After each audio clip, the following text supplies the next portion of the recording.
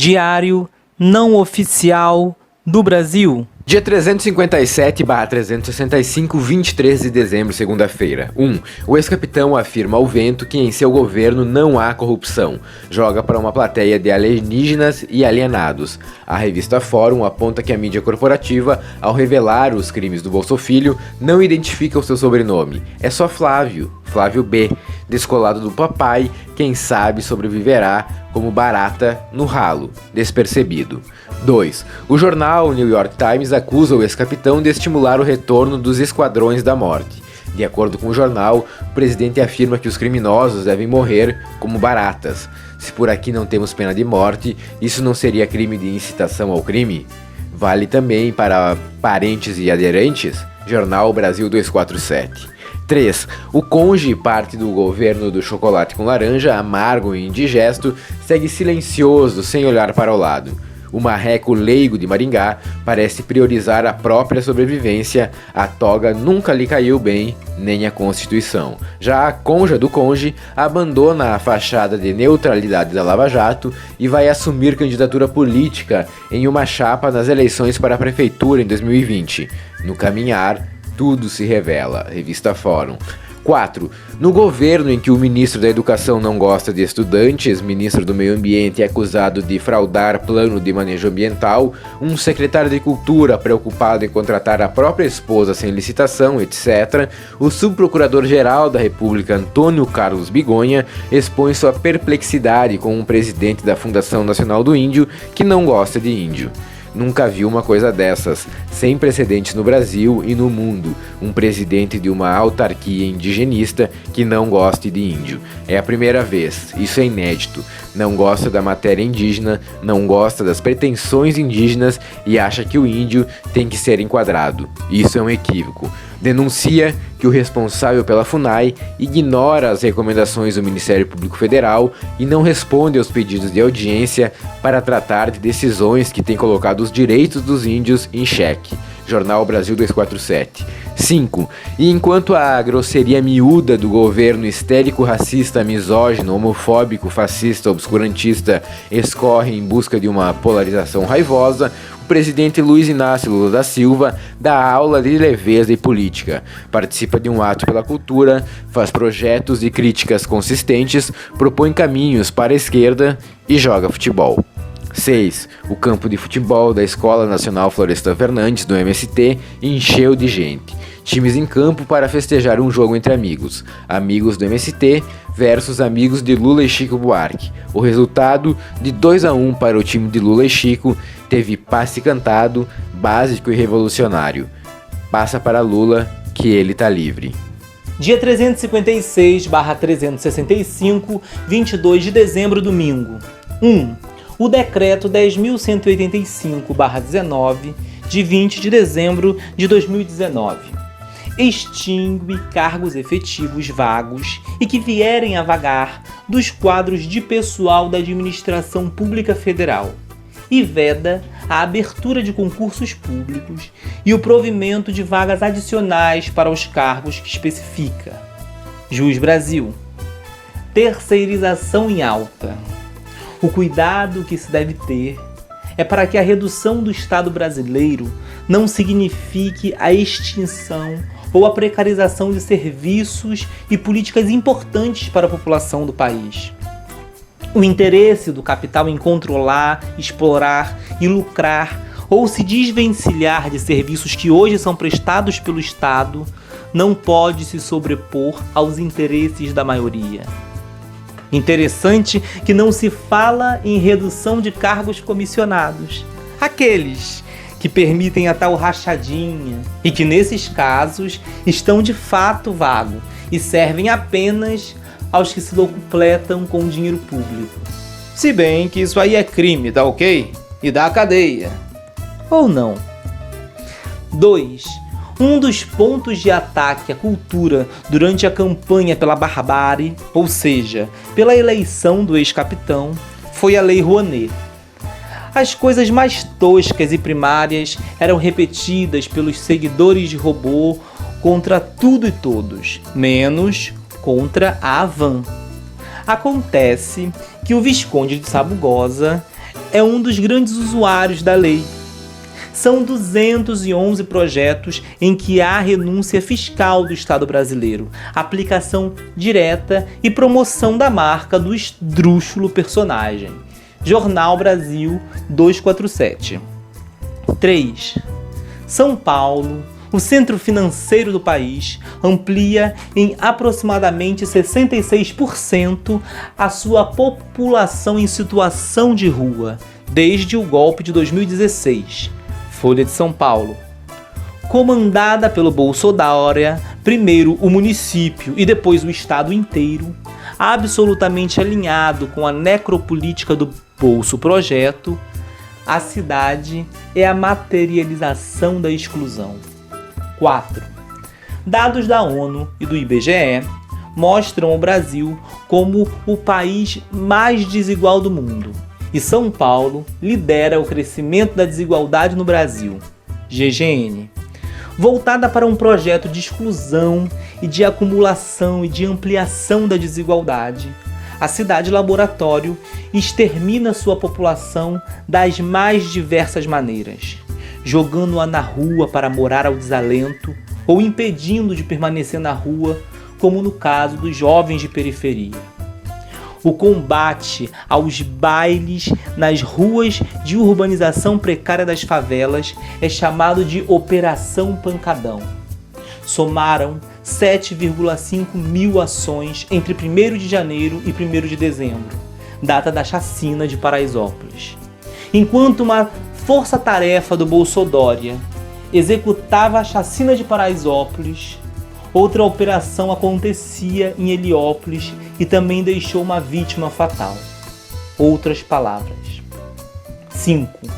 Assim como tratou as pessoas em situação de rua, com água gelada em pleno inverno paulista, a resposta política do Bolsodória à desigualdade que ajuda a produzir é a extrema violência aplicada à repressão e a criminalização da possibilidade de jovens negros e pobres ocuparem espaços públicos para se divertir. A resposta sempre é a violência, a morte e a exclusão. 6.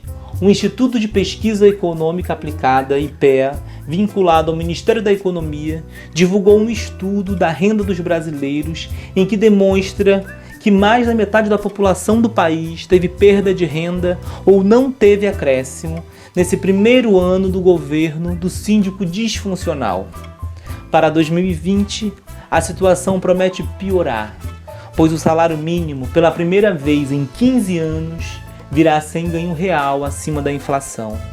Ora, enquanto a inflação registrou em novembro aumento de 0,51%, o INPC, que reflete a variação da cesta de compras de família com renda de até 5 salários mínimos, ficou em 0,54%. O governo pretende aumentar ainda mais o preço da cesta básica, providenciando o aumento de impostos sobre esse item. 2020 promete ser nefasto. Dia 355/365, 21 de dezembro, sábado. 1. Lá vem o verão, o país ferve e grandes territórios já estão em cinzas. 2. O síndico, que retrata muito claramente a nossa elite trombadinha, é grosseiro, vulgar, inconveniente, homofóbico, misógino, racista e um tanto histérico, a imagem e semelhança dos seus financiadores. 3. O partido da imprensa golpista descobre hoje, nossa, ele não tem decoro. E quando elogiou Ustra? E quando falou em estupro de uma deputada? E quando agrediu uma mulher pelas costas? E quando se referiu à população negra como medida em arrobas, animalizando? E quando disse que os filhos foram bem criados e não casariam com uma negra?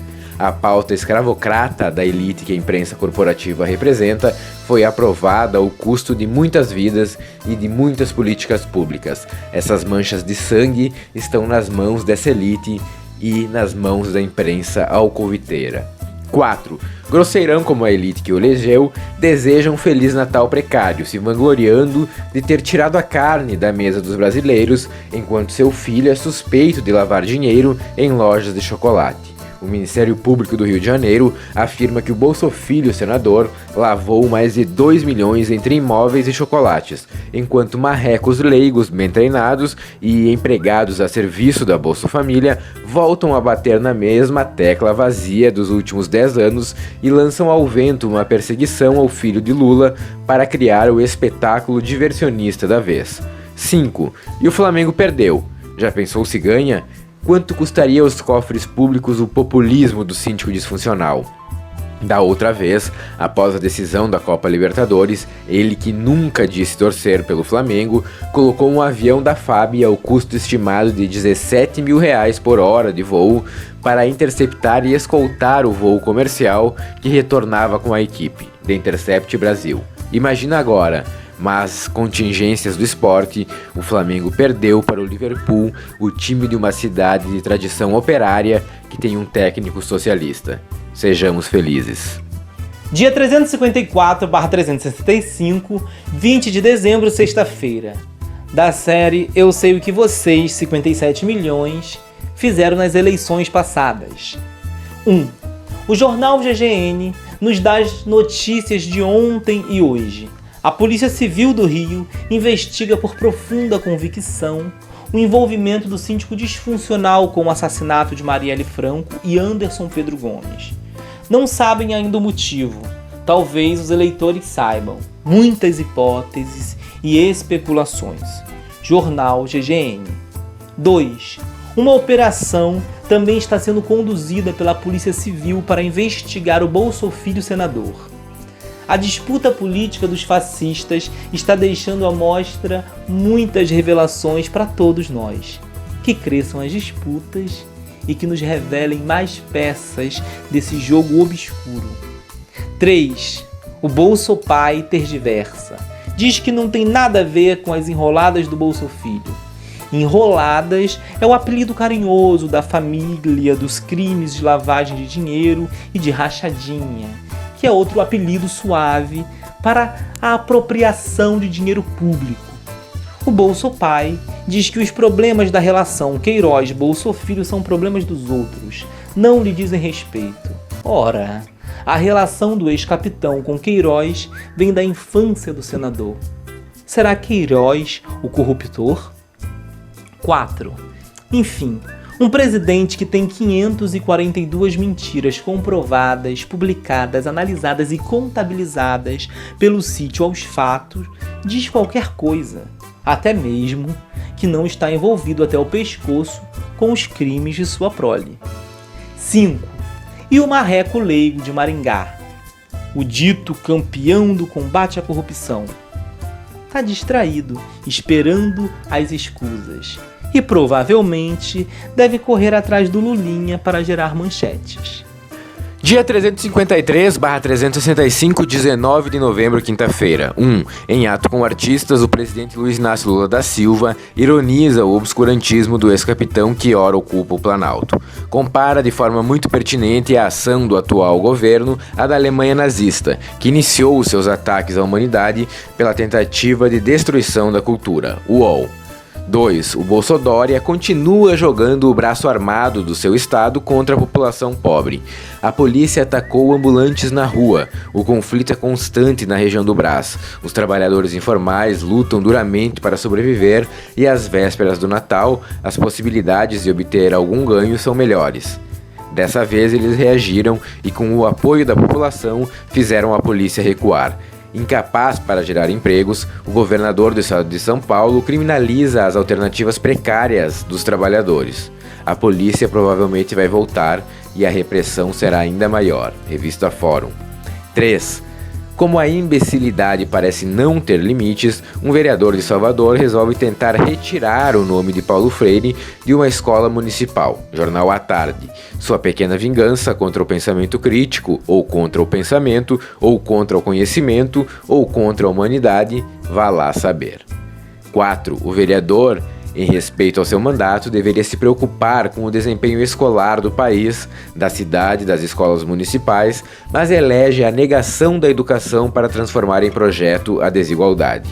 O país tem a 5ª maior desigualdade de aprendizagem em matemática entre os estudantes considerados ricos e pobres, e a 3ª maior desigualdade em leitura e em ciências do mundo, segundo a Organização para a Cooperação e Desenvolvimento Econômico, OCDE. Somos campeões. Ora, viva Paulo Freire, que dedicou uma vida a combater essa desigualdade. 80 países participaram dessa avaliação. Conversa afiada. 5. O portal Outras Palavras traz um bom artigo dos professores Luiz Filgueiras e Graças Druck sobre a nefasta aliança que sustenta o absurdo governo do síndico disfuncional. Agora está claro, a devastação espantosa prossegue porque presidente apoia-se na ignorância dos neofascistas e nos interesses dos neoliberais. Mas tal coalizão revela a precariedade do capitalismo brasileiro e brechas abertas em tempos de revoltas. Dia 352/365, 18 de dezembro, quarta-feira. Os jornais informam que o marreco leigo de Maringá vai dividir seus poderes com outro. O ministro da Injustiça e os superpoderes que negociou continuam a ser diluídos. O síndico disfuncional estaria pensando em engordar o ministério, que seria enxuto, e recriar a pasta de segurança pública, para dar emprego a um amigo. Jornal GGN. 2. O escandaloso braço armado do governo fuzilou diante de testemunhas o músico Evaldo Rosa, que levava a família a um chá de bebê. O catador Luciano Macedo também foi assassinado diante de testemunhas, ao tentar prestar socorro a Evaldo. Agora, os militares do Exército Brasileiro afirmam na Justiça Militar que foram atacados a tiros pelo catador e reagiram. Jornal GGN. Foram 257 tiros disparados. O catador Luciano Macedo morreu com 3 tiros nas costas. O músico Evaldo Rosa foi atingido por 9 tiros pelas costas. Nenhuma arma foi encontrada com eles. Eram 12 militares. 3. A família talvez tenha problemas para declarar o imposto de renda, encaixar o patrimônio real, as rachadinhas. Complicado. Mas o interessante seria saber por que as investigações demoraram tanto e acontecem agora. Por que Queiroz é investigado agora, depois de ter sido deixado em paz por tempo suficiente para destruir provas? 18 mandatos de busca e apreensão. O mais famoso motorista, chefe de segurança, dono do foro privilegiado, acaba de perder o privilégio? A Bolsa Mamãe também irá ser investigada na operação? Carta Capital. Segundo a revista Fórum, são ao menos 9 parentes envolvidos no esquema de corrupção, desviando parte do dinheiro público recebido como salário para o esquema de rachadinha. Receberam 4,8 milhões, tudo em família. Um belo Natal. 4. O jornal 247 informa que a equipe do governo foi orientada a manter absoluto silêncio sobre o assunto. 5. E de silêncio em silêncio, sólidos esquemas de corrupção vão se consolidando. O jornal Brasil de Fato lembra o famoso caso das remessas ilegais para o exterior, os chamados CC5 há 20 anos, no tempo de Fernando Henrique Cardoso no comando. 124 bilhões esvaíram-se. As ações articuladas do Ministério Público Federal, Justiça Federal e a classe política provocaram a criação da Força Tarefa do Banestado, do MPF, na criação da CPI do Banestado no Congresso Nacional e na criação da Vara Federal dos Crimes de Colarinho Branco, a 13ª Vara Federal de Curitiba. O objetivo público, combater a lavagem de dinheiro. O objetivo privado, conter e controlar os desdobramentos do escândalo para preservar a elite financeira e empresarial. Bom, ninguém sabe, ninguém viu, o tucanato ficou impune, a força-tarefa fez uma suposta investigação, as evidências desapareceram. São os primórdios do Partido da Lava Jato, num esquemão protetor de interesses particulares e ataque a adversários políticos. E assim prossegue, entre esqueminhas e rachadinhas. Todos vão muito bem. Dia 351/365, 17 de dezembro, terça-feira. 1.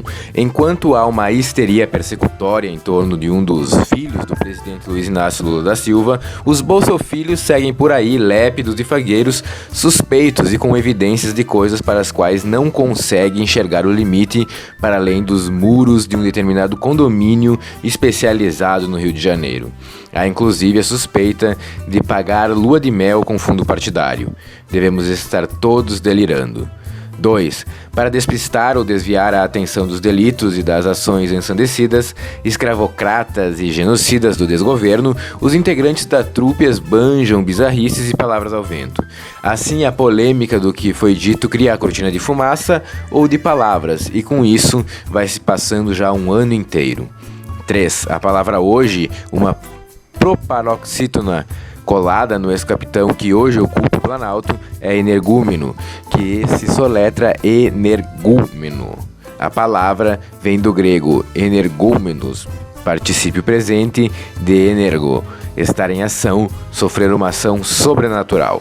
4. Numa pesquisa rápida é possível encontrar vários significados: obsoleto, obsolescente, possuído pelo demônio, possesso, pessoa exaltada, desequilibrada por paixão ou obsessão, desatinado, fanático, intolerante, pessoa considerada ignorante ou muito básica, boçal. Como desconfiávamos, algumas pessoas consultam o espelho antes de soltar palavras ao vento.